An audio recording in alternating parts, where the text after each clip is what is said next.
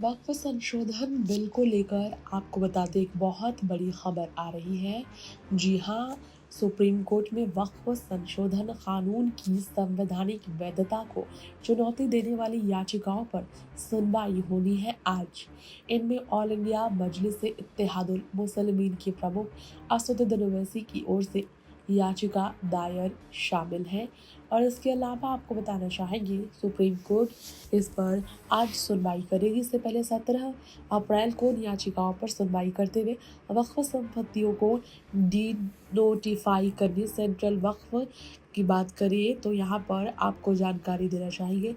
Central वक्फ council समेत boards में नई नियुक्तियों पर रोक लगा दिया गया था। सर्वोच्च न्यायालय ने इन याचिकाओं पर सरकार से जवाब मांगा था और याचिकाकर्ता को भी इस जवाब पर रिजाइंडर दाखिल करने के लिए समय दिया था।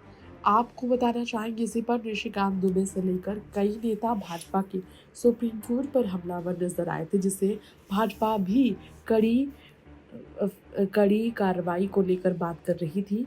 ऐसे में वक्फ संशोधन कानून को लेकर केंद्र सरकार की ओर से दायर हलफनामे में वक्फ बायूजर को सही बताया गया है। अल्पसंख्यक के मामलों के मंत्रालय की ओर से सर्वोच्च न्यायालय में दिए गए 1332 पेज के हलफनामे में पुराने वक्फ कानून के प्रावधानों का हवाला देते हुए मोदी सरकार की तरफ से कहा गया है कि वक्फ बायूजर सहित वक्फ संपत्तियों का रजिस्ट्रेशन साल 1923 से ही अनिवार्य है।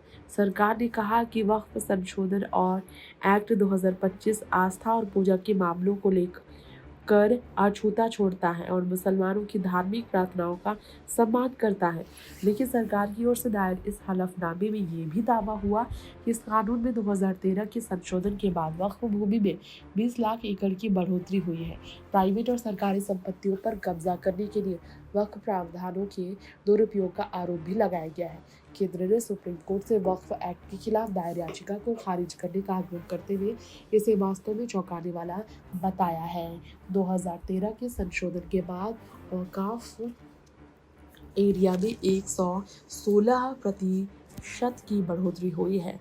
जवाबी हलफनामे की बात करें तो केंद्र सरकार की ओर से दायर हलफनामे के जवाब में all India Muslim personal law board ने हलफनामा दायर किया। जवाबी हलफनामे में केंद्र सरकार की ओर से दायर हलफनामे में दिए गए आंकड़ों पर सवाल उठाए गए। मुस्लिम पर्सनल लॉ बोर्ड ने अपने जवाबी हलफनामे का सरकार सुप्रीम कोर्ट को गुमराह कर रही है। अब देखना ये होगा कि सुप्रीम कोर्ट आखिर आज सुनवाई में क्या फैसले लेती है। बता दें 3 जजों की बेंच इस पर फैसले करेगी। चीफ जस्टिस संजीव खन्ना की अगुवाई वाली 3 जजों की बेंच सुनवाई कर रही है। चीफ जस्टिस की अगुवाई वाली इस बेंच में chief justice Sanjay Kumar, justice के वी विश्वनाथन भी संजीव खन्ना के साथ शामिल होंगे।